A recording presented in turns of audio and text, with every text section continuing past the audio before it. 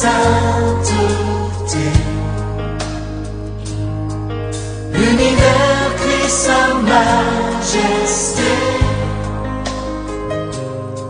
Chantons gloire et puissance, force et louange à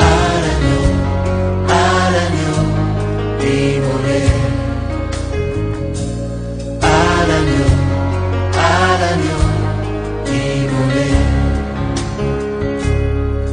Les ténèbres ont reculé devant l'œuvre de la croix,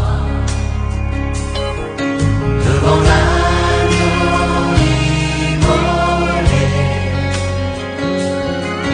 et le sang versé pour moi. Mesdames, Messieurs, c'est un grand plaisir de vous retrouver aujourd'hui en direct. Débat religieux, comme annoncé, il s'agit aujourd'hui de la dimension métaphysique d'un pays. Quel est cet aspect de choses, beaucoup plus dans le contexte spirituel, lorsqu'on veut réellement situer un pays? La plupart des éléments que nous utilisons lorsque nous parlons d'un pays, ce sont des éléments qui rentrent beaucoup plus dans le contexte spirituel. Lorsque l'on peut parler des emblèmes, lorsque l'on peut parler de totems, lorsque l'on peut parler du symbolisme d'un pays. Donc chaque pays dans le monde est représenté par un drapeau, représenté par un emblème. Il y en a, pour nous par exemple, c'est le léopard. À un moment, c'était le lion. Et pour d'autres pays, on peut parler de aigles, on parle de okapi, autant d'animaux qui représentent tout un pays. Est-ce qu'il y a des aspects spirituels qui sont dans le sens positif et d'autres peuvent aller dans le sens négatif? Lorsqu'on peut parler des emblèmes d'une nation, on peut parler des institutions, autant d'éléments qui rentrent justement dans la Constitution.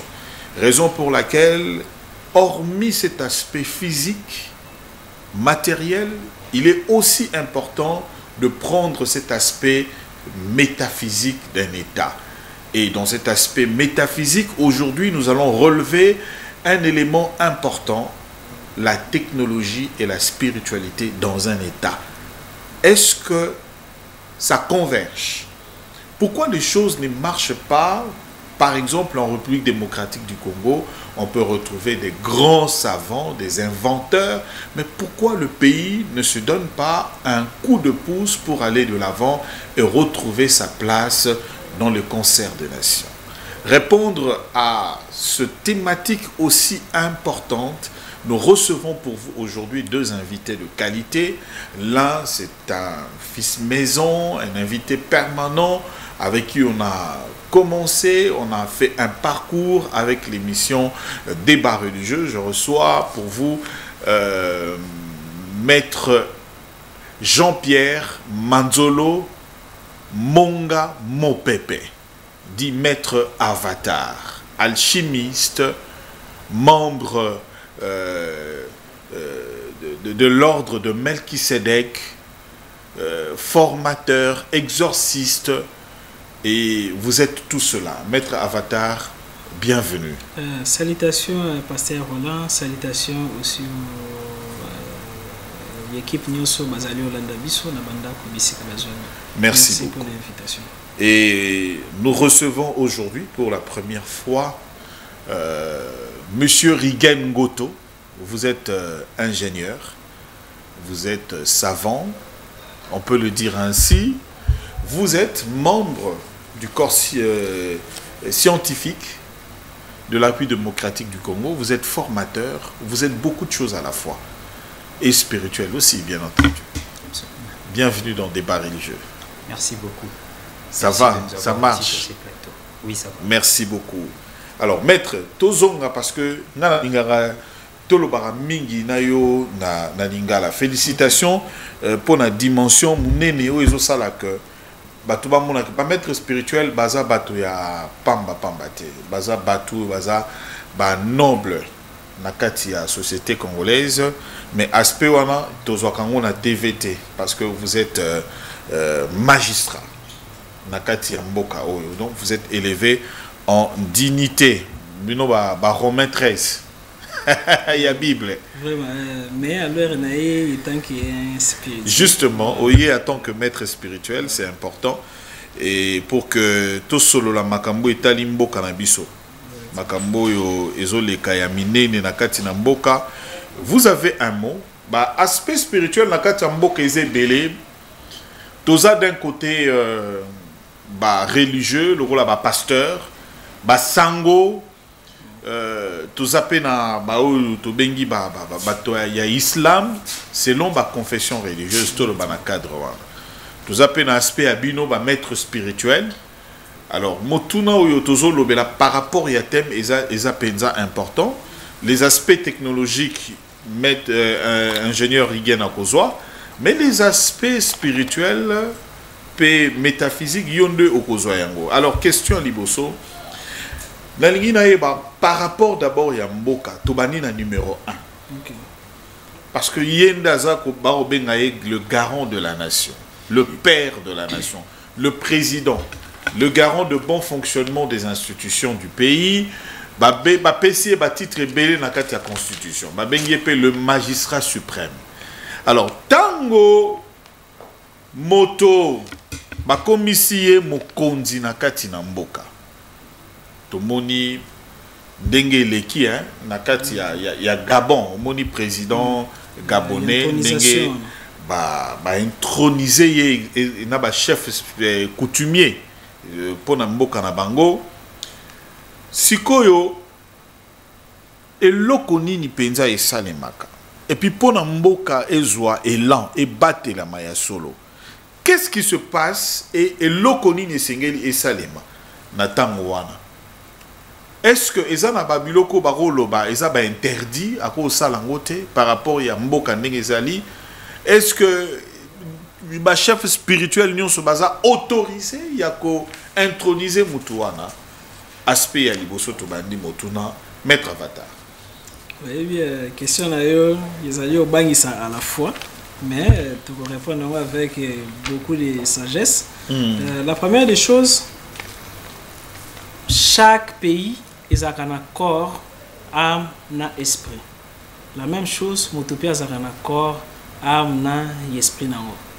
Et Nzambe a sali chaque leur pays a doté à leur pays wana na ba entité régionale nango.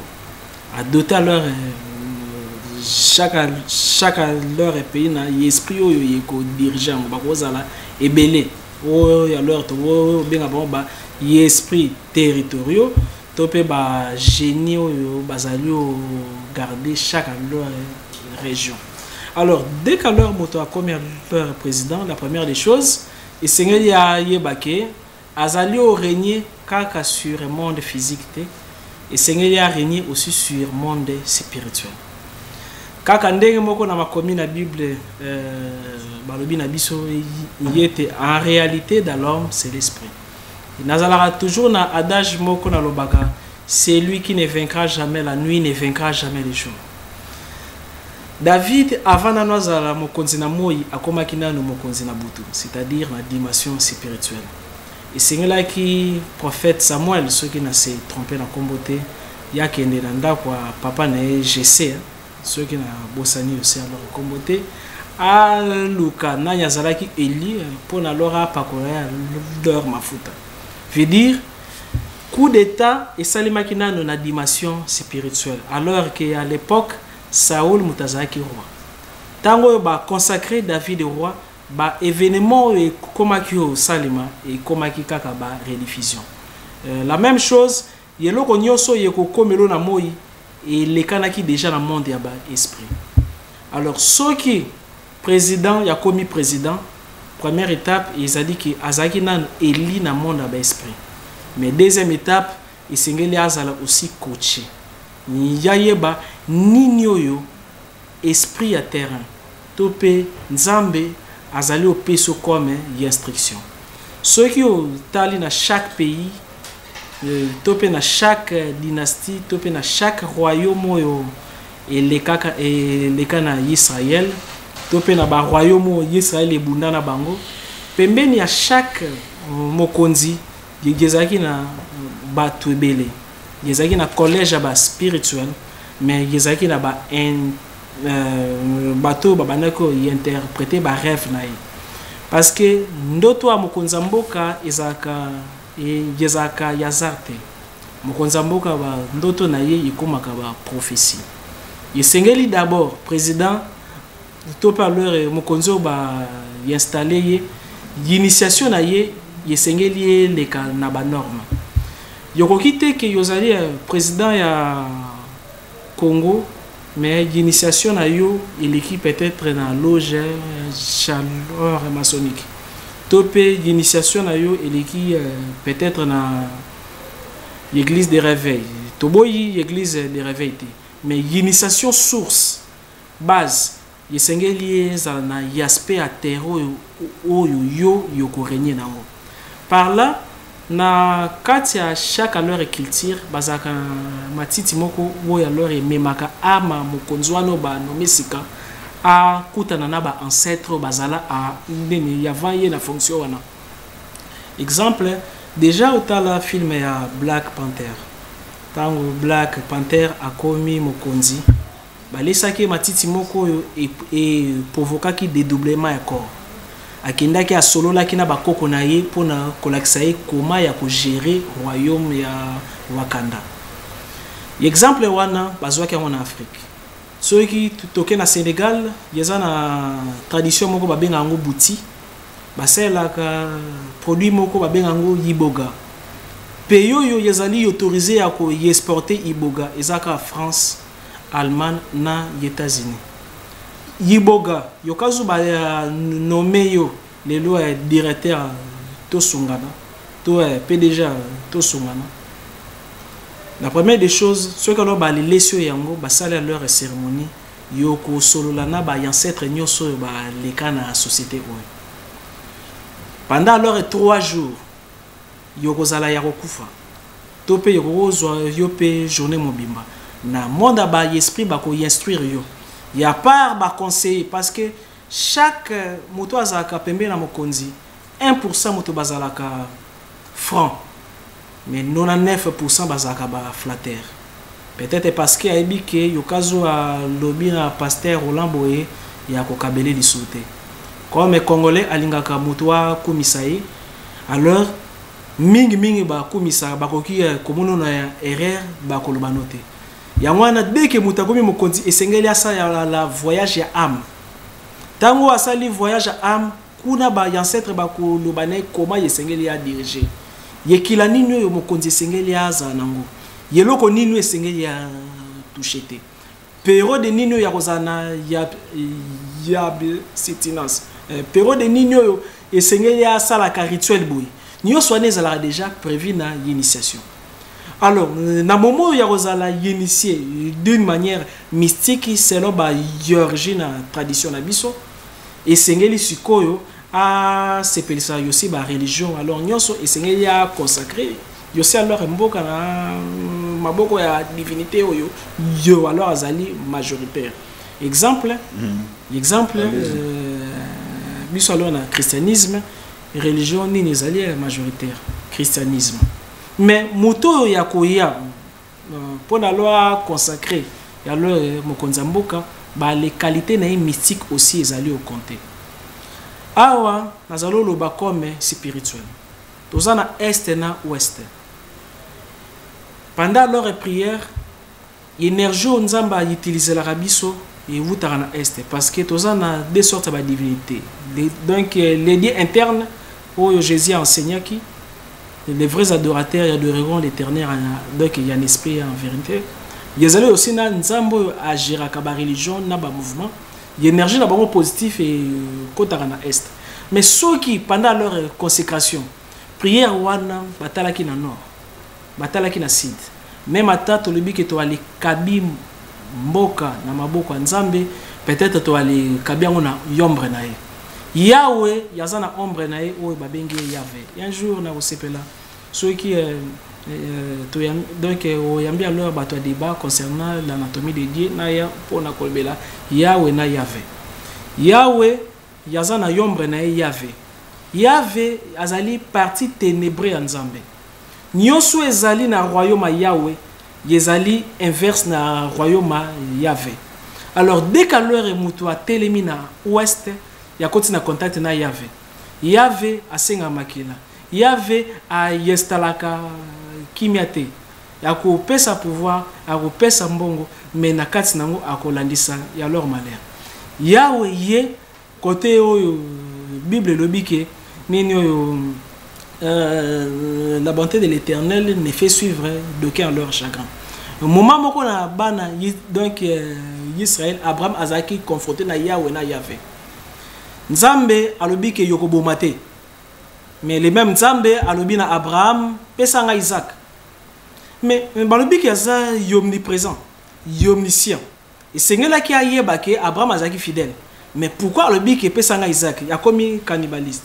Mais dans le moment où habite comme on sous moto atinda ki aboma Isaac Yahvé, moto atinda ki abomate Isaac Yahweh. Maître, merci beaucoup. Dans le but de voter, c'est juste introduction.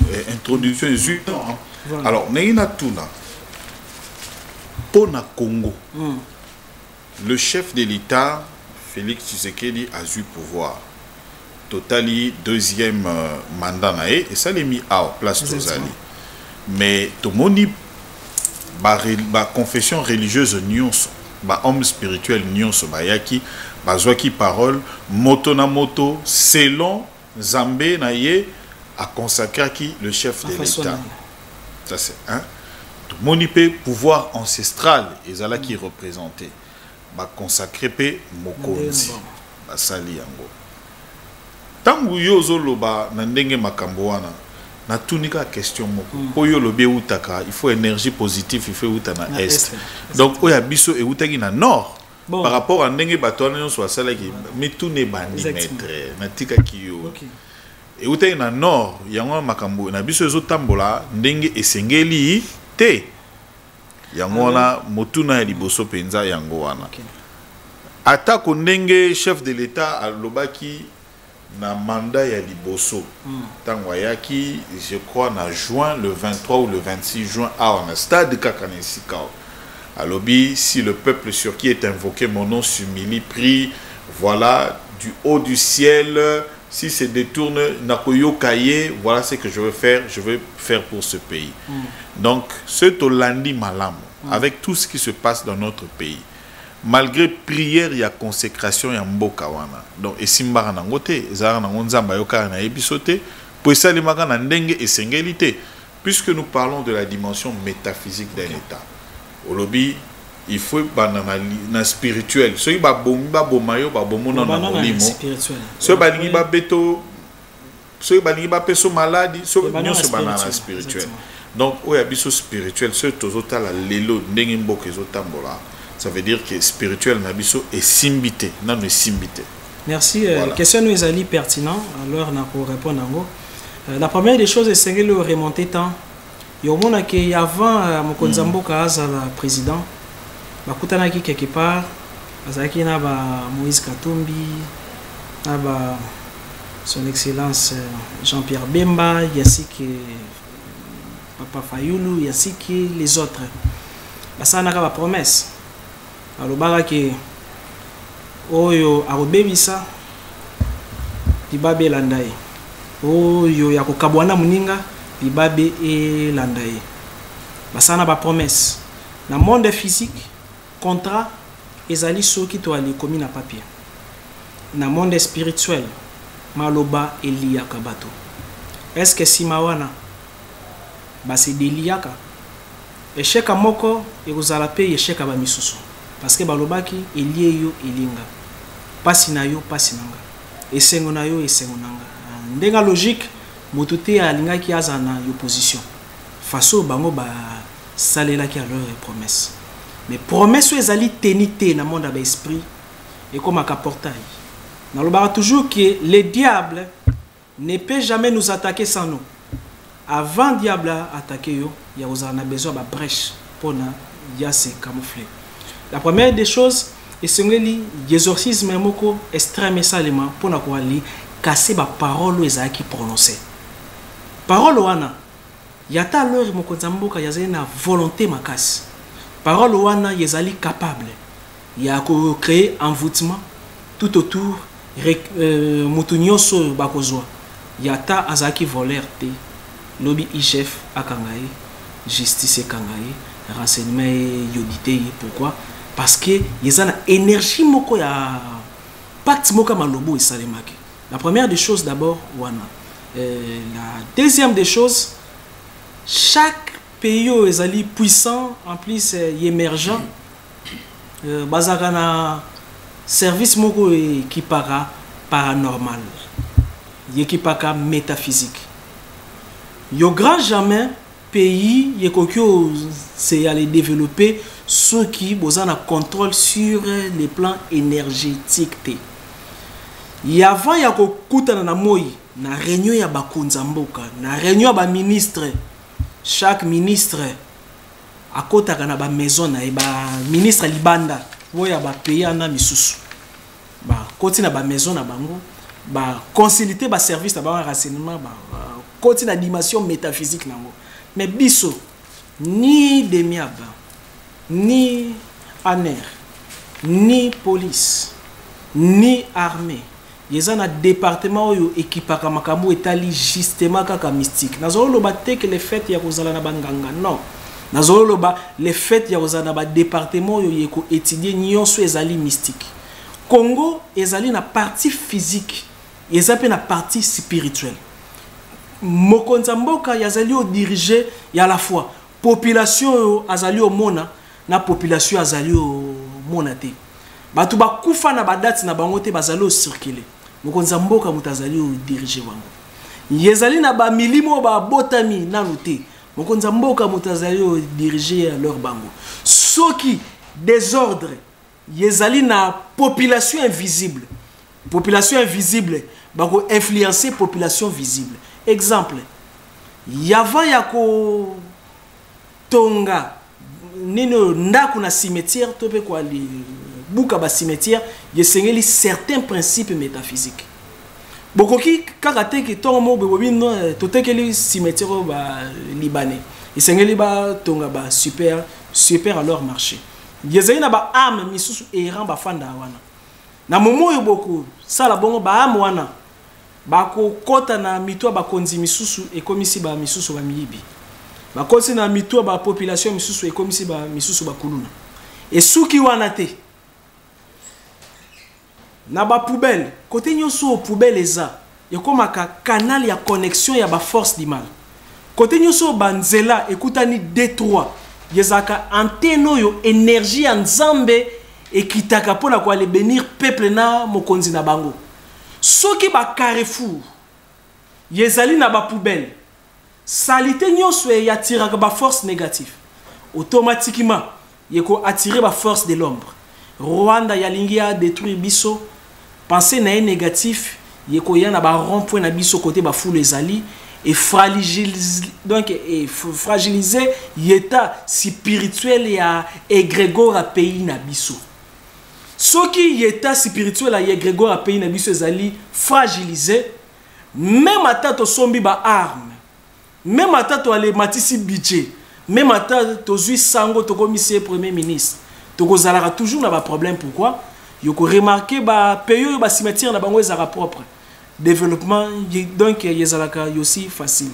Alors concernant leur question on a chité olobeli likambu ceux qui a leur mokonza mboka assemblée malamu te na bino assemblée malamu mais question ezali mokonza mboka zali na banganga mayele pembe na ye ba le nganga dor mayele zali banani ba savant azali na banganga ntsama lo pembe na bango esengela ki bango batu moto ba le luka comment lo ba ko lo bana président asala service moko ya paranormal na kati ba service nyo so renseignement. Maître Avatar,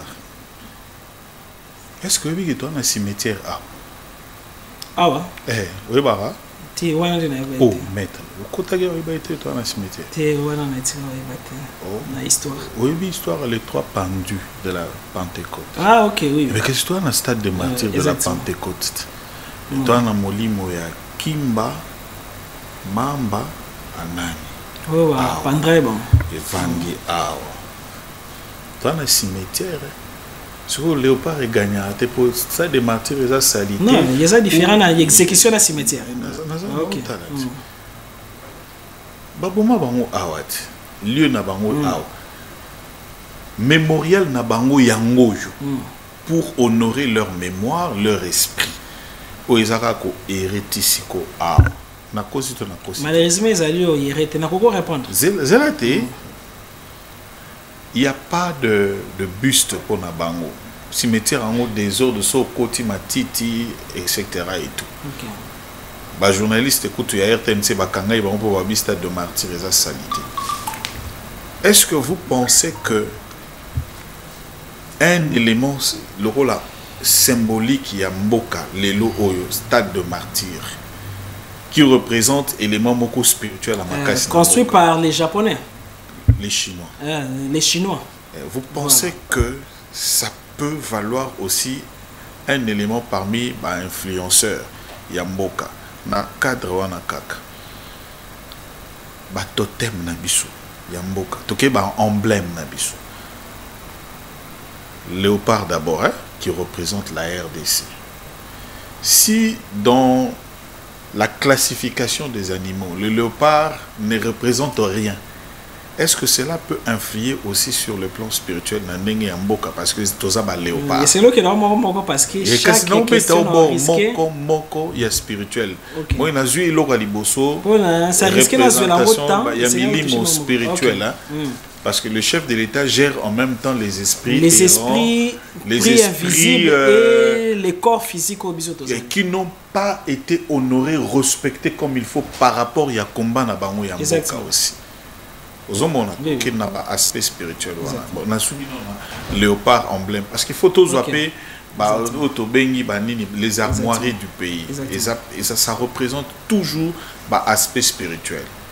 Les Américains vont dire aigle. L'aigle, c'est le seul oiseau qui vole plus haut que tous les autres. Tout ça qu'on volait le Yazat. Babi Yangon a première puissance. Makasi pour rattraper Bango et à passer. Maître Avatar. Avant ce qu'on a aspect spirituel, il y a technologie, on a ingénieur. La première des choses, pour Nalobela. Moi, l'autre, totem. C'est pelé, non, tellement qu'ils allaient siger à Mboka, ils avaient tellement glissant. Et moi, bisogno surtout ça l'effort qui m'a le bateau. Tous les émoutés, mais tout le vérité. Il va coûter. Alors, Narubananano, qu'on va les rappeler, Nigne Lekaki, le 3 avril 1484. Le 3 avril 1484, jour à baptême, il y a roi Manisoyo. Azalaki représentant un roi Ndinga couvre la côte atlantique congolaise. Alors, dans les demandes express, il y a un missionnaire baptiste portugais. Manisoyo, tellement qu'il y a un baptême, il y a un comme mon Christ Sika. Et ça qui a ordonné que non, et c'est un tumba, ni on soit là qui comme beaucoup qu'on a biso. Hamlet, Bikeko, bâtonné oyo ezala qui a sagesse, nini yana tout, ndambo batumbi, ndambo ba portugais bazui, mais sauf l'or ba épargna qui alors ba ko épargner hein. Moi ne ba tchara bo na match. Ils n'ont pas brûlé. Dans l'histoire, en tant qu'historien, ils ont pris les faux, ils ont brûlé, ils ont emporté. Justement, parce que dans la dimension Mokonganayo. Ils ont cassé le bateau, ils étaient côté na Washington. Ministre, ils étaient même qui au Pessinga qui. Le bas maître, on attend les lois. Attends 3 heures du temps les lois. Alors, ni alors Marusala, baptême à Manisoyo, représentant à roi Nzingankouvu sur la côte atlantique congolaise. Il y a la demande express, donc il y a un missionnaire portugais. Le roi Manisoyo, il y a Rosenga. Batunyo soba bimisa ba totem na bango, biloko na bango ya bokoko. Alors qu'à l'époque, ils avaient na ba gourmet, ils avaient ba porter bonheur pour na bango. Misusu batumbi, misusu esengela ki o memango et pas ya ba mindele kuna pona efana na ba mise. Mais c'est le logo ba tike la bango ki esengeli ba les alaka nango na ba kills na bango ye kozala bambunda parce que esengela ki plus les distraire. Mais en rappelant que il y a 20 royaumes Congo, yezala royaume Congo, tozalaki na empire ya ba couche, royaume couche. Royaume couche est colonisa Égypte pendant 3000 ans. Pendant 3000 ans. Mais bazalaki tellement leur est puissant. Royaume Congo, ezalaki aussi ya leur est puissant. Alors à l'époque tango batumbi, bakabi, alors mbala moko tozaki na ba système na biso différent. Tozaki exemple na ba mal la leur pata.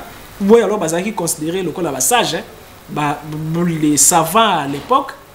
Bazaki ba professeur babanaki o tangi sa ba jeune parce que ezalaki yokoko balate yokazo kotina école wana te ba relaxo moi ça se comporter ndenge nini mobali ya se comporter ndenge nini des fois dans mikolo jamais alors hôtel nini hôtel mia mwana muki afwandi ezalaki na ba école et nyose banaki au marché bien mbala moko ba komisi bango bandoki yezaki na banganga kisi bazaki ba médecin bakoki ozwa maladie afin si on a nzete ezalaki alors magité ezali utilisé grâce à physique quantique babanaki au traité babengi bango ngolo ba féticheur ba bomi bango ezalaki na ba alors nganga alors mayele bango bazaki na ba invention domaine technologique bazu ba éliminer bango ce n'est que na époque wana mutu royaume Congo et kotaki siko na butu na biso e bandaki wana royaume ezaki puissant donc tozaki na apogée tokomi au kota na déclin. Alors na déclin wana yeko provoquer nini déclin wana yeko provoquer sikoyo corruption ya totem na biso yo poser une question totem d'abord esengeli yo yeba signification nango yeza nini. D'abord à l'époque nakala tozalaki na ba officier moko ya renseignement babanako bien bango les hommes léopards bakokaki o maîtriser biso te parce que tozalaki na bateau babanaki o pénétrer conscience na bango ba projecter yango na kati ya léopard service wana ya renseignement les hommes léopards bazalaki aussi na Éthiopie parce que ba Congo souche na bango ya origine ezalaki na Éthiopie. Alors, il y a alors que même alors il y a jamais un renseignement en Éthiopie, mutu basala que l'Éthiopie est tigala cause la jamais alors colonisé. Pourquoi? Bazaki na capacité ya ko projeter pchi na bango na kati ya banyama, na kati ya banzoi, bakei ba gagner ba guerre. Mais mindele ba ye ba lobi na biso ke nyoso ezali ya bokoko na biso ezali lokuta. Et un jour na bana que réfléchir na lobi.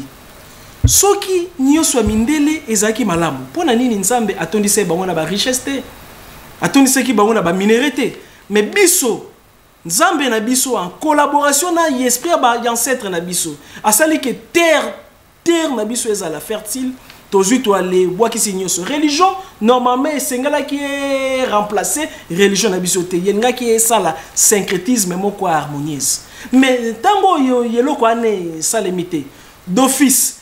Chaque alors totem est représentaka d'abord l'esprit yaba ancêtre na bino na l'esprit voya alors bino esengeli y adopté léopard yazali na ba famille banani yazali na famille moko na niaou azali na famille moko na ba lion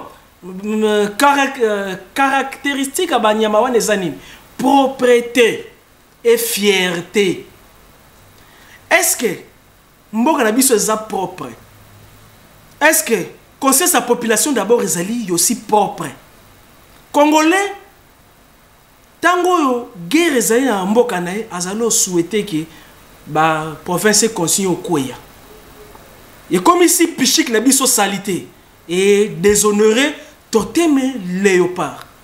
Repoint quoi veni salité et déshonorer totem léopard. Léopard balongo lié manzaka. Balongo lié mino. Fierté zate. Batie donc batie yo na poste. Ba le kondi misusu ba komo sa la course ya ko koma riche. Ye azwa ki 1 million, ngai na ozwa 2 alors millions. Tandis que à l'époque na ba technique ancestrale dès que yo komi mokonzi ba ko simbisa yo eloko moko yo oko girer. que non yokazu au sali blague kufi sur place na ba village na biso batu babande ko la banda ko polele mais pourquoi te que tozwa ki système ancestral wana to wale même yango na politique na biso moderne IGF alinga ka nyo komate ba parquet général ya ba cour ba cassation ba service ndenge na ndenge balinga ko nyo komate moko nzambuka alinga ya nyo komate alors na minute biso moko tout le monde est américain, révérend pasteur Roulin, on a une photo en Amérique. Il y a américain, il y a ta leur bazali n'a pas problème. T'es à leur ezali gali solo il y a entre parenthèses. Ni vraiment. Imaginez que les américains ata leur bazan à bord à libulu balingo zinda. Bolo ba kino biso ba américain to échouakate. Biso soki kaka mokonzi moka l'impossible n'est pas français. Vraiment. Mais biso mboko ebongate ozalo mona pena gouverner à Kalaba mboko ebongate. Alors chaque alors parole na biso yezalo toucher léopard na biso et léopard na biso azoko ma fleur nene faible. Papa Roland soki batio yo mokonzi a chaîne batu nyoso balingi yo awate bazalo lobake yoko kokate. Comme derrière chaque parole, il y a un son, derrière chaque son, il y a une vibration, derrière chaque vibration, il y a une ondulation, derrière chaque ondulation, il y a un commandement, un esprit, il y a créer tourbillon pour na kokate. Et c'est ce suko ozala initié pour na mona na butu, yo mona yosi na moi, yo kazo lingi okoka diriger. Isaac, ok, non, donc yeba d'ailleurs yo kana na batu. Merci, maître. Aspect de métaphysique, c'est très important de évoluer. Surtout aussi, aussi na bêta, c'était parce que le bagi aussi a le makambo drapeau. Couleur nyoso yatira kaba esprit. Couleur nyoso yezali ba commandement yo mboka ne sengele respecter. Drapeau na biso ezena couleur nini? Bleu ciel, rouge na jaune. Couleur rouge et la kisaka sa ya ba martyr. Maintenant, est-ce que déjà tu kotisa ba bilonga ba martyr à part le monde mais na un franc il a frappé bunga ingénieur Pams pendant que maître Azolo ça me revient nous avons réalisé sur les drapeaux on a fait Nini pour parler du drapeau sans découvrir en haut ça la signe comme ça batuba yo kango c'est qu'on a dit sur le drapeau parce que ba martyr couleur rouge et l'axara ba martyr muto sopi makila na e pour na mboka azana droit yaza la respecter imaginez papa Roland linu ya papa Lumumba e umela libanda mboka to yeba te bungo e bungate eza wapi et banarate mais ba yibili non te na yibi ngate yangwana question na zalo tuna c'est ça le problème bazu ba yibi dans la dimension na yo yoka siko la dimension siko spirituelle oui ya awa te na lobi na lelo te yoka oui yeloko nyoso yo yezalaki ya mokonzi kala ezala ministre ezala chef coutumier koto ba le kundie ba garda kango parce que l'ennemi alingi a déstabiliser mboka na yo ya ko luka ba grand opposant lokola ba papa Tshisekedi ba papa Kizenga ba ngapeli ko mope na dembi yango lokela ka kise soigner ngali ko non ça mais la nom du Seigneur Jésus ba reçoit soit yoka OK au même moment qu'on parle je t'autorise vraiment à guérir amen siko nini eleka bakoya ba yibi linu ya moto moko oyo azaki puissant rebelle atindi batu ba yiba bako travailler yango yeko envoûter bino gouvernement mobimba soki bozana exorciste te de ya l'état yo bakoki o exorciser alors bino yokoki ozala papa rola ba tie yo na poste no zala muibite mutema comme obeta loko asusu oyibaka maître toujours relever ba point toujours rouge très important ngana olo ba non ben jaune était na blété tu que la peine ingénieur limbisa mon ingénieur bon jaune donc richesse rouge martyr jaune richesse savoir bonheur d'abord richesse ya quand et c'est que nous en savoir yo sena mail était yo comme riche ndeni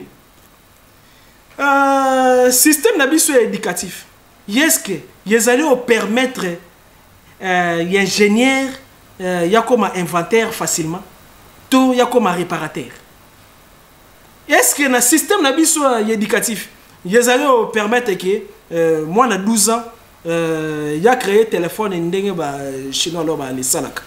Donc, la richesse c'était parce que tu as minéré. Non, richesse c'est d'abord savoir. Il y a un symbole, il y a couleur jaune. Et c'est il aspire à la connaissance élevée. Il y a leur maramanzam et c'est le côté on a mozindo. Tout ça la couleur bleu ciel. Kuna et la kisi peme et l'action aussi vérité. Et c'est la vérité et à la fois na bokundi. Il y a la fois na élection, il y a la fois na population, il y a la fois na planios. Ce qui le côté zali. Drapeau na biso koko bundisa biso et bizarrement pour la nini to aller qui sera drapeau na 17h. Veut dire que na 18h sous Congo te. Drapeau ye kitaraka soki dei moko ezali na manière moko nationale. Monde a esprit et respectable symbole. La paix mission. Merci maître Avatar, cimetière. Cimetière Boni eza na Congo, eza déshonoré et comme il habitation. On devrait avoir les images même il y a Kinsuka ou Batuba Otonga. A tchepena clôture en dak na ebo. A koti tombo ya batu na kati. Est-ce que vraiment, n'a habité Congo Ango, Tozo Luka, place 80% ya Congo après Tchango, après l'aéroport. 80%. Ce n'est même pas encore occupé, même pas construit. Mais allez créer de villes là-bas, allez construire là-bas. Vous qui avez des millions, qui volez des millions. Mais Boliga Botonga na ba tombo ya batu. Le dernier corps au Bakunda dans le cimetière à Kassavo, je ne pense pas que ça dépasse de 1993 ou 94. Je ne pense pas. Mais on n'a jamais fait de cérémonie, on n'a jamais désinfecté. Mais Batouba comme Tonga, Vandi, et comme en fait, les hommes adorent aller habiter avec les morts. Yangwana Museveni Koutaloba Galobi. Vous, les vivants, vous faites des compétitions avec les morts. Alors, on va prendre ce reportage pour parler de la technologie avec l'ingénieur Rigen Ngoto. On va nous mettre le volume. On va suivre ça. Ingénieur Rigen Ngoto. Comme nous le savons, l'énergie est l'élément central du développement. Elle permet l'investissement, les innovations et la création de nouvelles industries qui stimulent l'emploi, la croissance pour tout le monde et sur une planète vivable. Et basant sur les contraintes sociales et environnementales, les nations, les entreprises ainsi que toutes les institutions de réglementation et normalisation œuvrant dans le secteur de l'énergie cherchent continuellement et inlassablement des technologies de production de l'énergie de manière la plus propre possible, durable et surtout rapide en termes de développement des infrastructures électriques. Il s'y est de rappeler que dans le cadre des énergies vertes et renouvelables, la technologie photovoltaïque, donc l'usage de panneaux solaires, est de nos jours considérée comme la plus fiable et durable, ce qui fait que nous voyons de plus en plus le développement de parcs solaires. Relativement à cette technologie, les équipes de recherche de notre société ont pu identifier 9 inconvénients majeurs pour le développement industriel de pays africains avec le panneau solaire et ont réussi à mettre en place une technologie nouvelle, révolutionnaire et unique au monde, 9 fois meilleure que celle-ci, produisant de l'énergie propre avec une rapidité imaginable.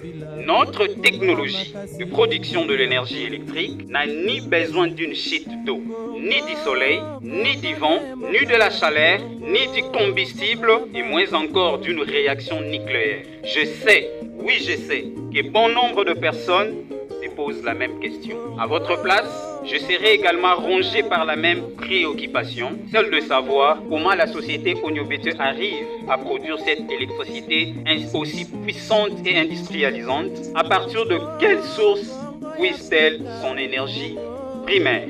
Alors, c'est pendant une longue période de patience que l'inventeur a décidé finalement de nous révéler les secrets de la technologie et cela a pris plusieurs mois à nos équipes pour assimiler cette nouvelle théorie et la rendre scientifiquement compréhensive au cerveau humain. Excellence, Monsieur le Gouverneur, avant d'expliquer la technologie, permets-moi de dire à haute voix ce qui s'est dit à basse voix. Plusieurs personnes pensent que la société recourt aux réactions nucléaires. Les autres pensent aussi que la société a découvert une pierre, soi-disant, qui produit de l'énergie électrique. Il s'est de préciser ici que la société a développé une technologie et cette technologie peut être implémentée à n'importe quel endroit pour pouvoir produire cette énergie propre et durable. Notre solution énergétique repose sur le principe de 3-9, c'est-à-dire 3 paramètres de 9 technologies combinées, à savoir, paramètre 1, nous utilisons 9 sortes de minéraux non polluants et nouvellement découverts, combinés et embarqués dans un dispositif formant un noyau collectif hermétiquement fermé. Paramètre 2. 9 technologies électroniques programmables d'amplification, d'adaptation et de stabilisation des contrôles des compteurs électriques. Paramètre 3 et enfin, 9 systèmes de canalisation et liaison. Ingénieur Higuen, merci. Question mot d'abord. Technologie, la spiritualité, ils ont un lien. Et qu'est-ce que vous, en tant qu'inventeur, il y a Congo, aussi pour inventer? Parce que ce totalité même la Bible, mettre Avatar pas si dans la Bible, il y a eu à un moment ce qu'on appelle l'esprit de Bethsalem. Zamatia Kiambo, pour que Batoua pour inventer Babylone, pour créer Babylone. Et ça là qui est émancipation en ce moment-là. Alors, moi, il y a plus d'ingénieurs, Avatar à l'objet pour un ingénieur ou un réparateur. Beaucoup moins même par réparateur. Vous avez un solo que vous avez l'hôpital. Qu'est-ce que vous avez inventé? Alors, lien les entre la technologie et la spiritualité. Merci beaucoup, messieurs les journalistes. Je pense que la question est tellement importante parce que les socle. Il y a développement, il y a chaque nation. La nation nyonso oyo lelo tozo observer développement na bango, ezali ba nation oyo ba maîtrisa entre autres réponse ya question oyo outi kotuna ngai. Ngai nazali scientifique. Nalingaka toujours na préciser yango au début pour na différencier ba réponse nanga na ba réponse mosusu. Parce que tout ce qu'un scientifique dit, faut être démontrable et explicable. Alors, depuis la nuit de temps, moi, guerre, moko ezalaka toujours entre les religieux et les scientifiques. Na évité pourquoi. Alors que ça soit les religieux, que ça soit les scientifiques, biso nyonso tolobaka eloko moko, mais na ba terme, na ba langage différent. Domaine ya connaissance. Ezali domaine oyo soki nation est maîtrisée yango, nde nation wana akubanda ko se développer. Mais connaissance ezali na 3 niveaux. Premier niveau ya connaissance ezali nini? Univers tozali na kati nango ezali constitué et fonctionne sur base ya ba loi na ba principe. Et cerveau humain, Nzambe a sala yango de telle sorte que cerveau est capable de comprendre na ko interpréter ba loi na ba principe ou créer ba phénomène. C'est pour cela domaine ya connaissance ezali na 3 niveaux. Premier niveau ezali ensemble ya ba loi na ba principe ou déjà cerveau humain est comprenant. To yebike pour na ko produire phénomène tel, il faut qu'on applique telle loi, tel principe. Ensemble ya connaissance wana oyo déjà to comprenant yango na to bengaka science. Ezali oyo to koki ko communiquer, oyo to koki ko expérimenter. Qui reste dans les évidences. Absolument. Deuxième niveau ya connaissance, ezali tangu bo comprendre loko, il faut ko appliquer yango na ba domaine différent. Ce qui bazui science, ba expérience scientifique, ba appliquer yango na domaine moko, yango na to bengaka technologie. Donc technologie ezali application yaba résultat de recherche scientifique ezali deuxième niveau de connaissance. Salle au union so tous allez entourer na ba application ba recherche scientifique. Donc ezali ba technologie, caméra ezali technologie, téléphone ezali technologie ainsi de suite. Micro. Troisième et dernier niveau de connaissance ezali oyo na religion to bengaka spiritualité, oyo biso ba scientifique to bengaka métaphysique. C'est la même chose, c'est pas différent. La spiritualité, c'est ce qui va au-delà du physique, où ils ont touché esprit. Métaphysique, tant on a zolo bango, ba misusu na banda ko balobi, voilà un autre initié na plateau, ezali juste connaissance oyo, ils ont échappé na intellect. Ezali connaissance oyo, ils ont cerveau imazo maîtrisé, qui va au-delà du physique, donc spirituel. Alors, dimension de métaphysique, sixième sens. Absolument. Dimension de métaphysique, ezali nini. Ezali ensemble ya ba loi na ba principe o ezali na nous incompris na cerveau humain. Une fois au comprendre yango et longwe na mo spiritualité et longwe métaphysique et comme science. Ce que comme science n'est pas appliqué à moi comme technologie, c'est-à-dire tout ce que nous voyons aujourd'hui comme technologie avant ezalaki métaphysique, tout ezalaki spirituel. Donc, moi je pourrais dire, il n'y a même pas un lien entre la technologie et la spiritualité, parce que ezali loko là opposé la question touni, lien ni ezali entre son excellence Félix Tshisekedi Tshilombo na président de la République démocratique du Congo. Lien ezati bazali mutu moko. Donc, la technologie ezali la même chose dans la spiritualité, tout métaphysique. Mais sauf, il y a une technologie qui est comprise et une technologie qui reste encore incomprise. Alors, tout ce que nous appelons allez-y, comme miracle, comme spiritualité, ce qui va comprendre en gros est comme science. Ce qui vous permet de faire cet exemple. Na tango ya kala, ce qui mou les obéta. Bakoko na biso. Babandai komona ngoza métaphysique. Tout ezali phénomène moko spirituel. Et écrire qui ba croyance. Ils ont ba croyance bandai ko kanisa ki ba ange tant mususu bazoko arroser, bazobwa kamai, mais tant ba scientifique ba étudier yango, ba pesi biso interprétation scientifique. Nous connaissons maintenant quelles sont les lois, le principe qui entrent en jeu pour n'ambouler salanini et bêta. Ezali, je crois au yebi wabengaka triangle de Bermude. Ezali triangle oyo. Oui. Avion et les kakate. Bateau et les kakate. Et les ça plus de 200 bateaux, plus de 2000 avions. Soko leki wano limui. Phénomène on est allé observer dans les pays ébélés. Même en RDC. En fait, tant que kende boza na avion. Attention, to comme une zone il y a turbulence. Donc vous êtes attiré par le triangle de Bermude. Donc c'est ce qui fait que le pilote doit faire de son mieux pour commencer à dévier, à dévier en haut. Et c'est pour ça que vous avez de secousses. Donc ce beau sali erreur, s'il n'a pas le maniement, bolimo épée. Na zone mo boye baté, alors il y a des disparus. Ba zone wana ezali na ba pays ebele. Même à na RDC, ezana ba toyoka kezana zamba mususu okoti olimu. Okoti na grotte mususu Kinshasa, Équateur, mutadindi na mai alimu. C'est le même phénomène où ça la magana triangle de Bermude. Alors, débat ezalaki makasi auparavant entre ba religieux, ba spirituel ainsi de suite. Les uns disaient ezali miracle, ezali phénomène moko métaphysique, ezali extraterrestre ba ko enlever bato, ezali ba démon ba enlever bato.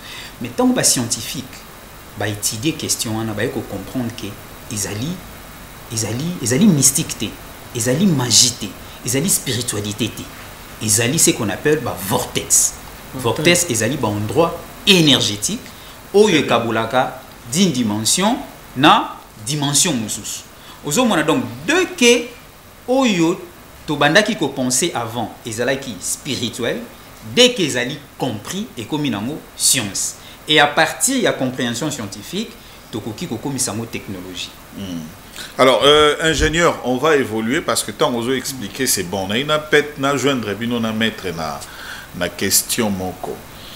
Parce que un grand penseur africain disait, Riel Abraham, il disait la spiritualité c'est même la source de toutes les sciences. Donc l'inspiration, ce qui inspire, c'est comme le souffle qui nous inspire toutes les connaissances dans les dimensions technologiques, même de la science, les connaissances que nous avons. en sens cette spiritualité et tikali lelo. Il y a un débat aujourd'hui avec les scientifiques, même au niveau de l'Égypte, sur l'appellation même de Dieu de fertilité, de Dieu soleil, parce que ce phénomène régulateur, il y a Bamboula, il y a Banani, on découvrir que c'était scientifique. Aujourd'hui, les gens mettent en cause qu'aujourd'hui on peut parler oh Dieu de fertilité, parce que à l'époque il y avait ceci, même pour na Babiloko Nengezalaï Kobota, Bakeko Luka, oh Nzambe Yamboula et tout, on a compris qu'ils étaient de phénomènes scientifiques aujourd'hui. Ma croyance Moussousou et Kouya. Pourquoi parlons à ce stade, Maître Avatar? Vous qui parlez de la spiritualité, la dimension spirituelle n'est pas trop grande en République démocratique du Congo pour permettre que les phénomènes Moussousou qui sont restés jusqu'aujourd'hui, comme phénomènes mystiques, et à la normaliser, que tu vas comprendre. Ça c'est un, deux. Ingénieurs, pourquoi les ingénieurs congolais aujourd'hui reste toujours dans la dimension il y a réparateur, alors que quand on regarde moi poignet moko ezali basali pe ba exploit bamsu basala ba hélicoptère bamsu basala na côté ba boisson ba pousse café bamsu ba créer ba fusée bazali. Alors pourquoi botika la ka neti ba moi poignet botika la ka neti ba réparateur yo suko inventé nous. Merci beaucoup pour la question. Parmi les domaines, Nazali, expert en transition technologique, formé par l'Organisation mondiale, il y a propriété intellectuelle à Genève. On a propriété intellectuelle. Ce qu'on a siège, il y a OMPI à Genève, na réception. Je suis arrivé là. Ils allaient na symbole moko wana ozope sa réponse na mutuna otozo de pat na plateau. Donc so komi na réception okomona ba dessina sanza. Ba tina œil. Na hall hein. Voilà. Hall. Explication scientifique na mo soko tuni ba expert a ompi ba explica kani. Soko komi wana makolo na yo kunyata sanza. Œil lisu ezali likolo ya sanza. C'est-à-dire quoi? Le rôle à OMPI agira à tout ce qui est science et technologie à travers le monde. Exact. 140 millions de technologies disponibles. Je pense que ceux qui ont la chance, il y a les Canada émission prochainement. Ah, on a plateau, tu as ça code, comment on peut accéder à la base de données à 140 millions de technologies. N'engeba na ba chinois, ba accéder à partir il y a âge à 8 ans. C'est pour cela ba arriver à co-inventer. Alors la réponse est quoi?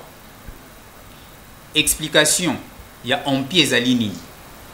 Tango komi wana makolo na yo niati na sanza elingi koloba pona ko maîtriser connaissance. Oye komema bino na ba invention, na ba innovation, il faudra komona piétiner le soleil et voir au-delà du soleil.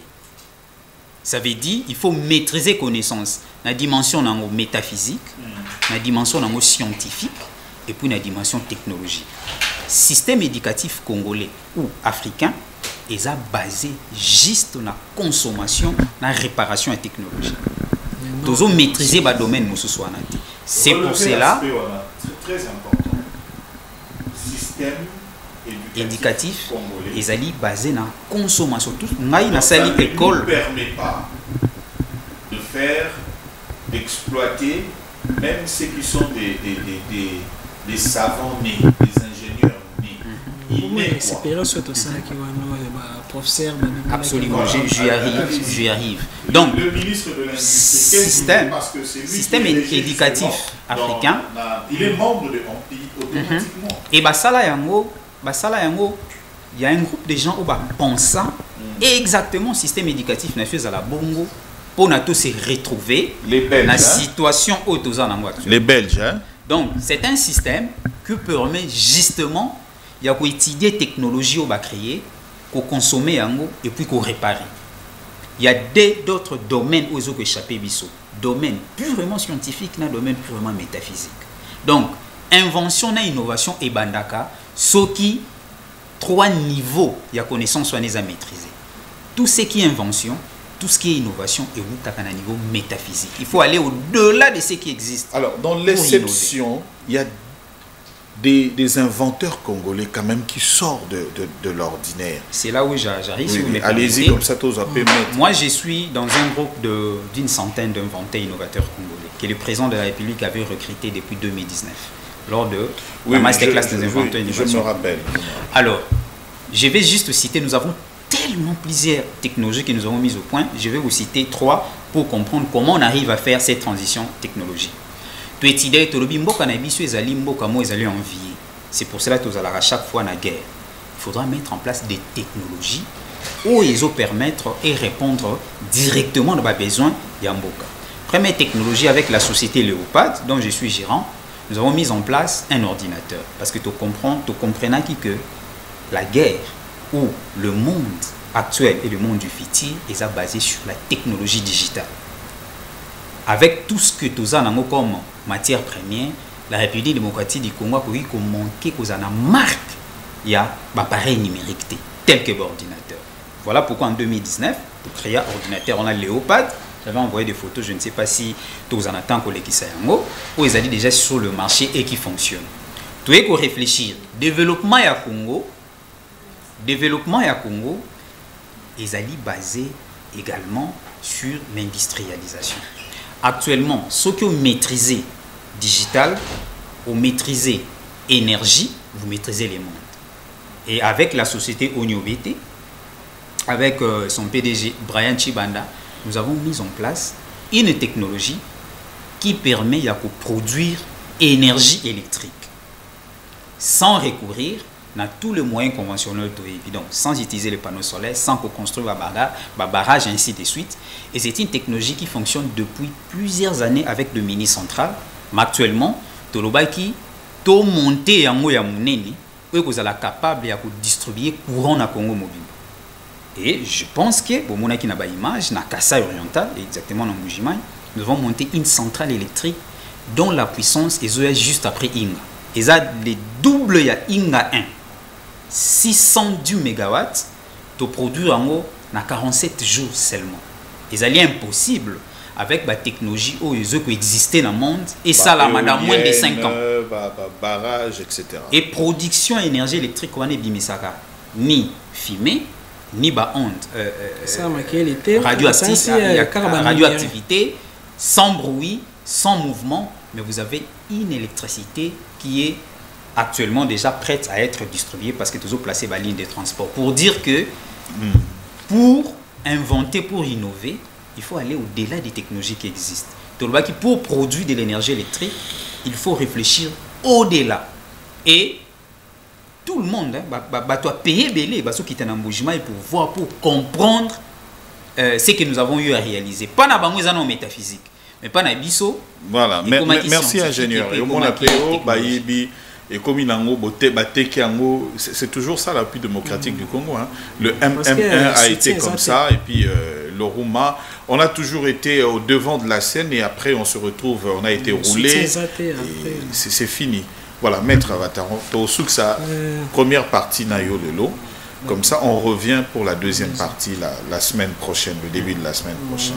Quand on a soulevé, et là, on est ingénieur à Bossanaki.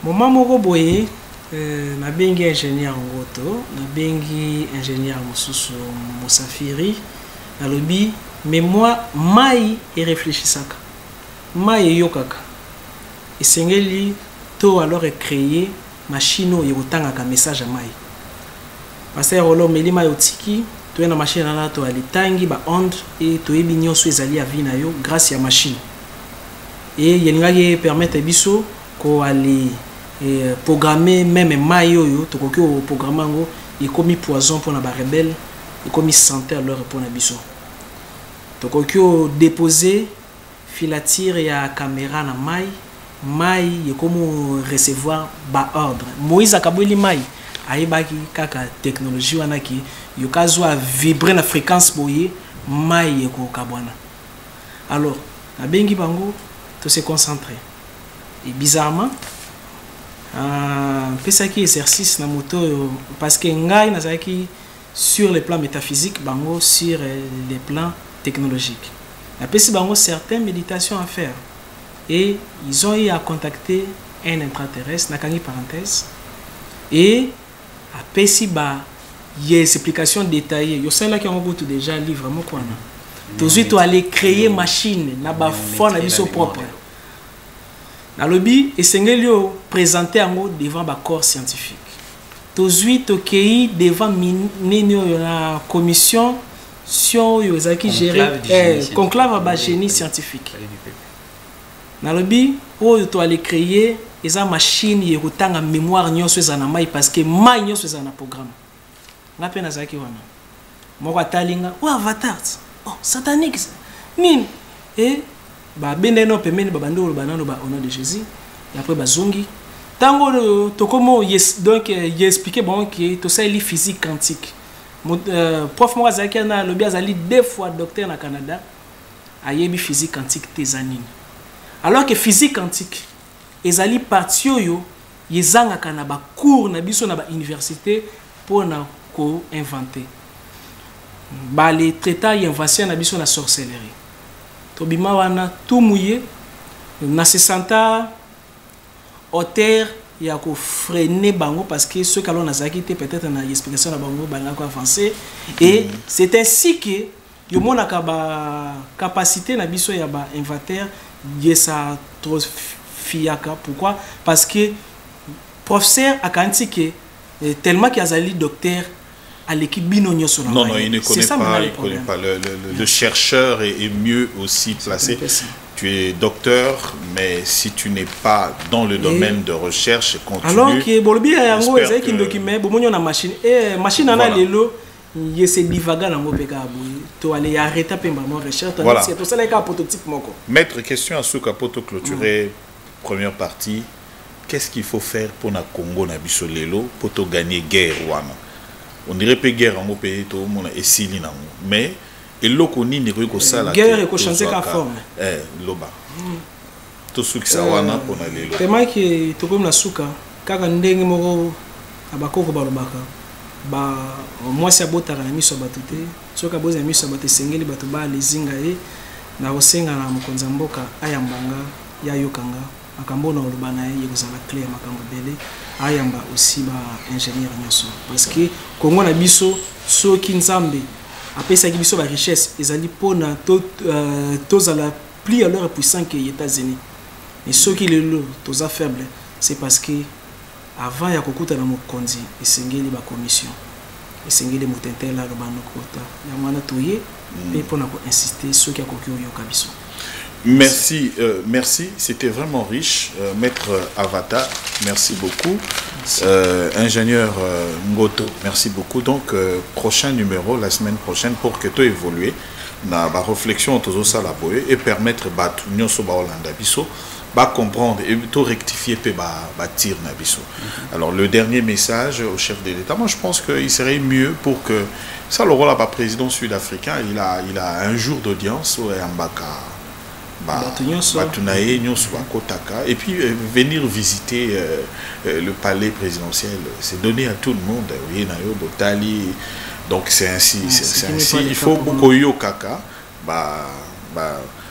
le lakapé ya maître spirituel. Moutounion son akati société parce que la constitution de la République démocratique du Congo consacre un État laïque. Donc il y a que donc Motonion sur quelle que soit spiritualité naïe, azana droit était Congo et yokaye à sa la paix à PSAP Pierre naïe à construction la Katinamo. Ingénieur Pams, merci pour la réalisation et d'avoir été à la régie finale. Il y a numéro Oyo, il y a débat religieux.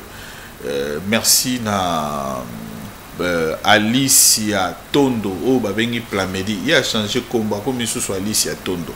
Torome sanaka ko benga pe Alicia ngo Congo ba doit changer akara ba kombo na banani. Merci na Josué Sia. Voilà, merci aussi à Maître Avatar qui nous a honoré. Madame est venue quand même assister. Merci madame d'avoir été là. Nande Kunabisope, merci beaucoup. Rédacteur en chef Jean-Pierre Moïse, merci pour l'assistance. Vous allez nous suivre encore à 22h et puis surtout sur la télévision et puis à 22h vous allez nous suivre sur Molière Canal+.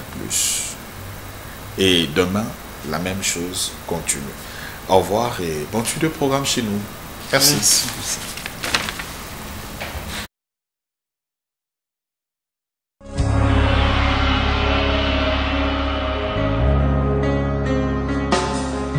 Tous les anges de sa sainteté, l'univers crie sa majesté. Chantons gloire et puissance, force et louange à l'agneau immolé, à l'agneau immolé. Les ténèbres ont reculé devant l'œuvre de la croix, devant l'agneau immolé et le sang